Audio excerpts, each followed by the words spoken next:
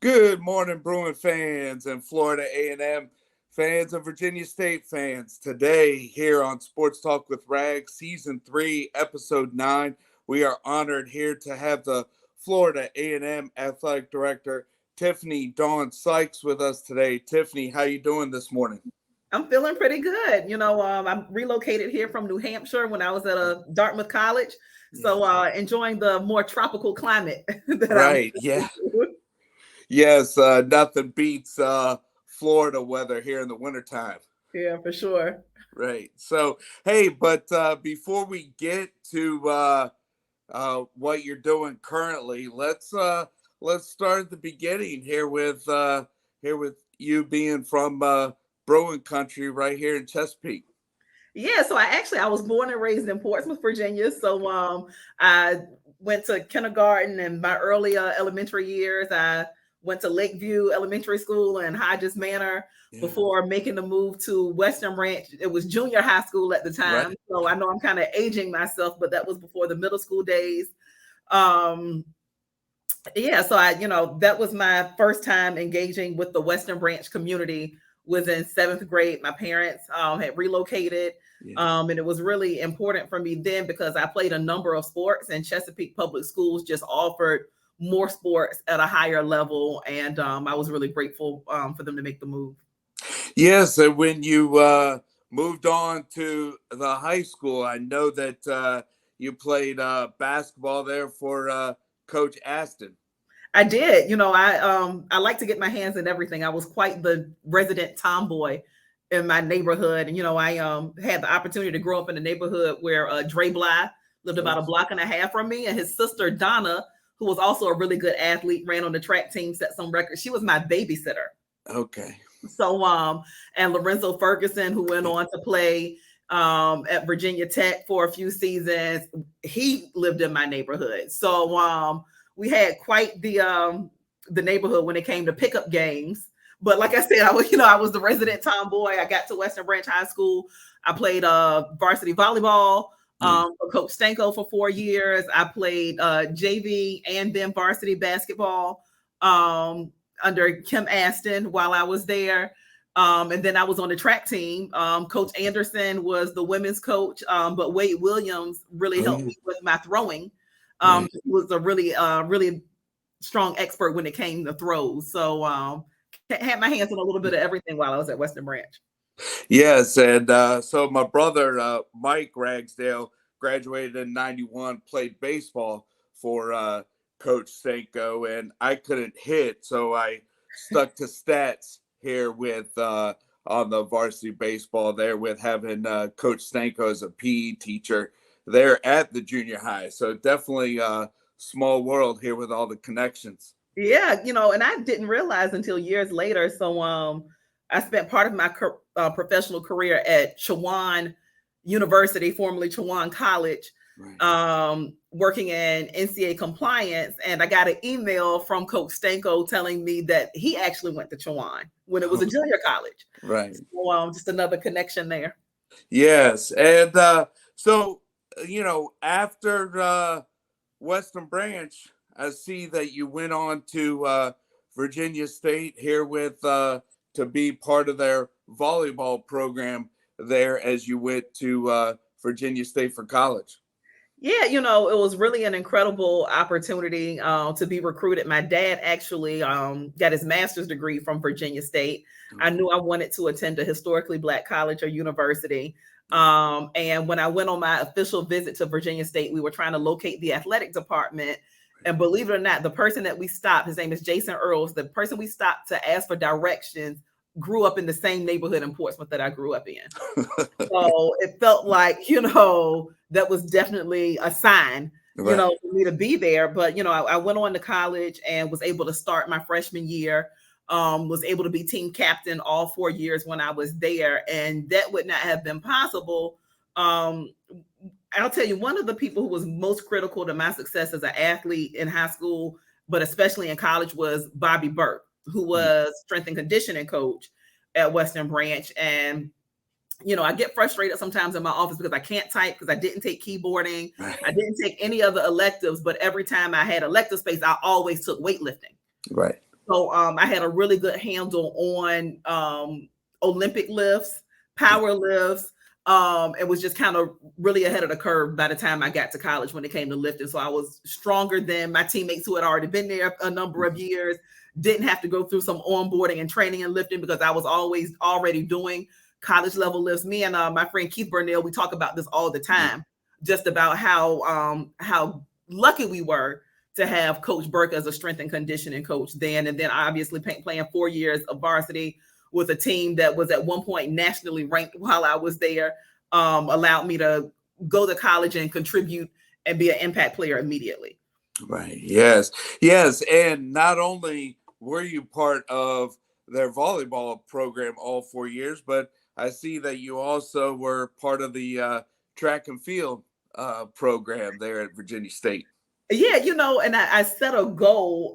This is going to sound really silly, but I remember because I didn't get into track until my sophomore year because Coach Williams taught English there. My mother, Sandy Hutchison, also taught English there. And he said, this will be a great way for Tiffany to stay in shape. They offer more Division I scholarships in track and field to women than volleyball. You should let her give it a try. And so I get out there and I see some athletes and they have on the state track and field championship shirts and everybody's names on the back. Right. I said, you know what? I just want to get my name on a shirt. Like I didn't have a goal of winning state championships or winning district. I was like, I just want to get my name on the shirt. And so my senior year in high school, I was the only girl who qualified for state championships and I got my name on the shirt. Awesome. Yeah, that's great. And yes, I didn't have Mr. Williams or your mom there for English, but definitely remember as I was going through the halls of Western Branch High School and having Miss Thompson and Miss Carter there for English, definitely remember your mom, Miss Hutchinson, and Mr. Williams there as English teachers there at Western Branch. Yeah. Yes. And so then after Virginia State, I mean, I know that, with being part of the volleyball program, you definitely held a record that stands today here with aces, not only in your 4 years, but also in a single season, but after college, let's see, you had an interest with getting into sports administration? Actually, it kind of fell into my lap. I just assumed my mom, was a teacher at Western Branch and went on to be director of the magnet school that was housed in Churchland High School. Yeah. And my dad was the assistant principal at Deep Creek High School pretty much my entire life. Right. So I thought that I would get into physical education, probably teach. Really took a special interest in adaptive PE while I was in school and took a handful of classes specializing in that. Because at one point I said, I want to teach students with special needs, physical education. And then when I get done with teaching, I'll work with the Special Olympics. Right. And I just got information on the local Special Olympics program because that's something that I do still have a lot of interest in. Mm-hmm. But I was fortunate there was a woman who was the athletic director at Virginia State my freshman year. The unfortunate thing was that I had 4 different athletic directors in 4 years. But while I was there, she knew I had a little interest in media. And she called me up and said, hey, come to the gym. Yes. And so I go to the gym and she was like, I don't have a basketball announcer for tonight. So you're going to announce the basketball game. And I'm like, I've never even paid attention to what announcers say. So I kind of get on the mic and she says, no. This isn't play-by-play. You just say who made the basket, who committed the foul, who's at the free throw line. And that's all you need to do. Right. So she kind of teaches me that. Then I start paying attention to, other schools and listening to games with the person on the house mic and PA. And that gave me a level of exposure that I probably took for granted at that time, right? Yeah. So we played one particular game against our rival Virginia Union in the Richmond Coliseum. It's a really big game, takes place on Martin Luther King weekend.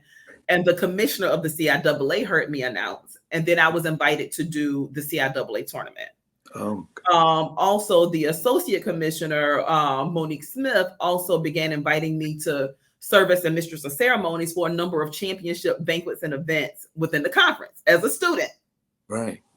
So I was around a lot of athletic directors, faculty athletic reps, presidents, etc. And so she kind of kept a hand on me, mentored me throughout my time there. I did spend 1 year as a graduate assistant volleyball coach and studied education technology at Virginia State before getting a call from her saying that St. Paul's College was looking for a sports information director and she thought I'd be a good fit. And I'm like, what's a sports information director? Right. And, there was a guy, Greg Goings, who worked in our athletic department, who was the sports information director. I didn't know that was his title. I just knew he had the best seat at all the games, was always, seated courtside, very nice. And I used to hang out in his office and fill out various forms for him in my free time. Right. But I was doing sports information work and didn't even really know it. Right. And so when I took the call from her, I went down to St. Paul's College the following week to interview for this job that I was extremely unqualified for. Mm-hmm. And the people who were hiring recognized me from announcing basketball games. Oh. And they gave me the job on the spot. Right. So that was my first time job as sports information director and senior woman administrator at St. Paul's College, which is now closed. Former member of the CIAA, but again, I was extremely unqualified for the job, but always up for to take a risk on something, and I'm glad I did. Yes, I mean, hey, it's a great, networking tool, and to get your foot in the door. I mean, because from there, you went to Grambling State and worked on your master's, and then on to Chowan and Norfolk State and Virginia Union, and then like we started where you were at Dartmouth here before you came to Florida A&M. Yeah, and every step along the way was a little unique because I actually, in between St. Paul's and Grambling, I was at Virginia Union and decided that I wanted to go back to graduate school. And, I emailed the sports information director there and said, hey, I'm coming to Grambling. I'm going to go to school full time, but I want to stay kind of fresh in the industry. Can I volunteer within your department? And he would not respond to emails, wouldn't take a phone call, et cetera. And so I show up on campus, knock on the door, and was like, hey, I'm Tiffany. I sent you a few emails. And he's like, hey, I really have no need for you here. And I said, okay, that's fine. And one day I'm sitting in my class. So Grambling State's basketball facility also is the home of our health and physical education department. Okay. So I'm sitting in class. There's a knock on the door. My professor leaves. My professor comes back and gets me. Professor takes me outside and the SID is there. And he's saying, my bookkeeper didn't show up for the game. Do you know how to keep the book? No. And so I said, yeah, I know how to keep the book. And my professor gave me a pass to leave class. I kept the book, and then I noticed they were struggling with stats. Right. Yeah. I said, hey, keeping a book's a little easier than keeping stats. Why don't you do the book and I do the stats? Right. So I move over to the computer. I'm doing stats. And a couple of weeks later, the guy who's the SID quit because he got a better opportunity in his hometown. And the athletic director called and offered me the interim sports information director job. So that was my first Division I position, but a step that also was very important because, if I had not sent those emails and been persistent and introduced myself and then be prepared for an opportunity when it came along, I wouldn't be sitting here. Right. Yeah. Yes. Just something that definitely to student athletes today, just to be persistent, even with technology. And even if somebody doesn't answer an email or doesn't answer a direct message on Twitter or Facebook here with social media, definitely the face-to-face, be persistent, to show people that, hey, I want to help out. Definitely be interested to even pass along to the student athletes where you're at now. Yeah, you got to be willing to do the work. And then the other thing is, I hear people all the time say, hey, I want to work for you. And I'm like, okay, well, what do you want to do? I just want to work in college athletics. Well, what do you want to do? I just want to work in sports. And, I have business people who don't really have sports experience, but they're really good at accounting and balancing the book. I have people who work as travel coordinators. Have people who do marketing. I have people who do fundraising. I have people, there are just so many different areas in athletics that if I didn't pursue so many different volunteer opportunities or answer as many calls, that I really wouldn't have the perspective that I have today, because I kind of trapped my hands at everything till I found my niche. Right. Yes. And not only with going from, Dartmouth here to Florida A&M, and I see that your job was announced October 12th, 2022, but you didn't actually start till January 4th, 2023. So with coming in the middle of basketball season and the other winter sports, I mean, there probably hasn't been much time to really take your breath, catch your breath. Yeah, you're correct. I was announced in October, and I came down homecoming week, and it gave me the opportunity to meet some board of trustee members, a lot of alumni, meet with student athletes, meet with coaches.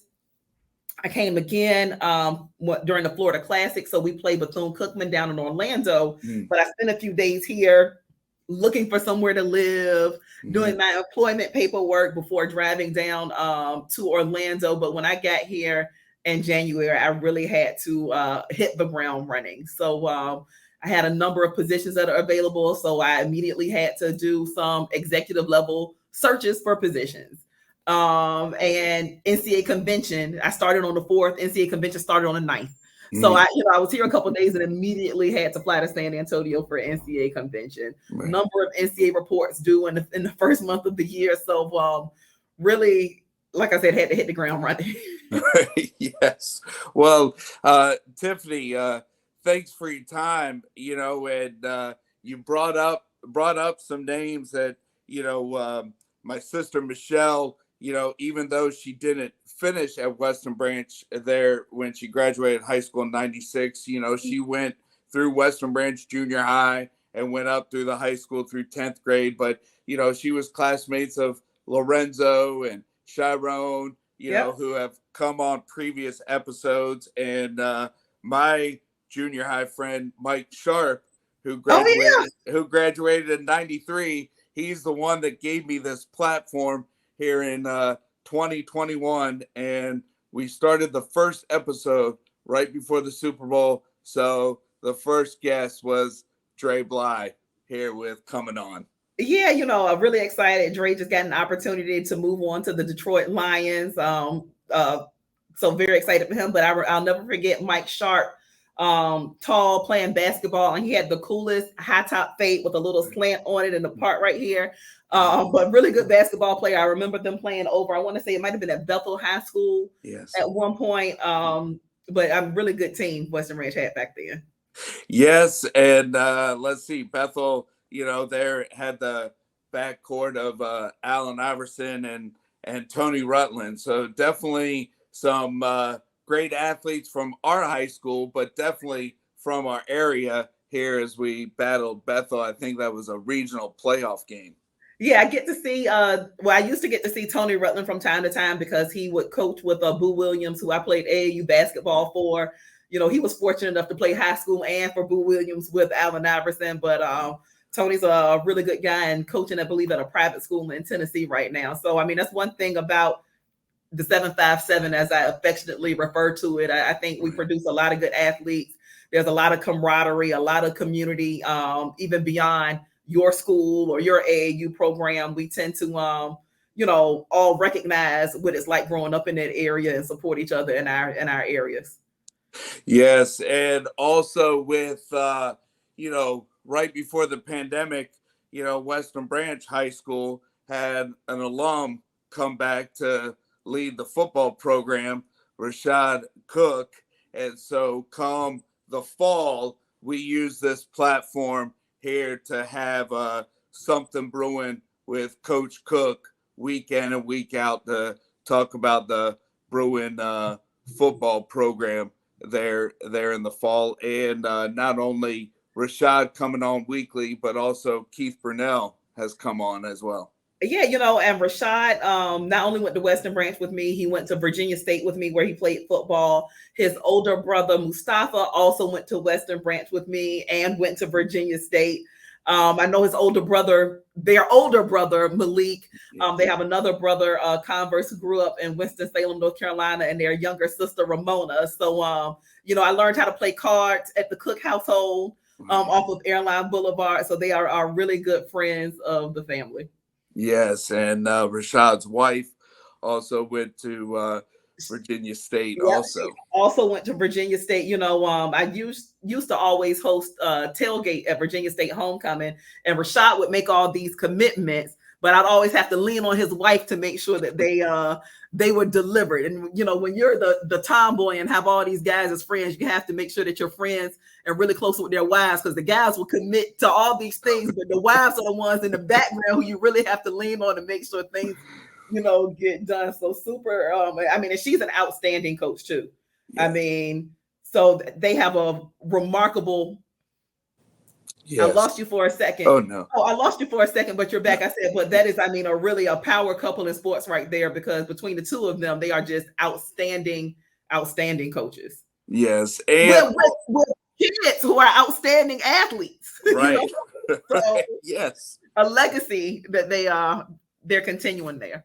Right. Yes, and also I definitely, before we finish the episode, I definitely want to give a shout out here to Diana Ransom, who's there in the guidance department. She encouraged me to reach out to you. So thanks to Diana for giving me the idea to reach out to you, and I appreciate your time.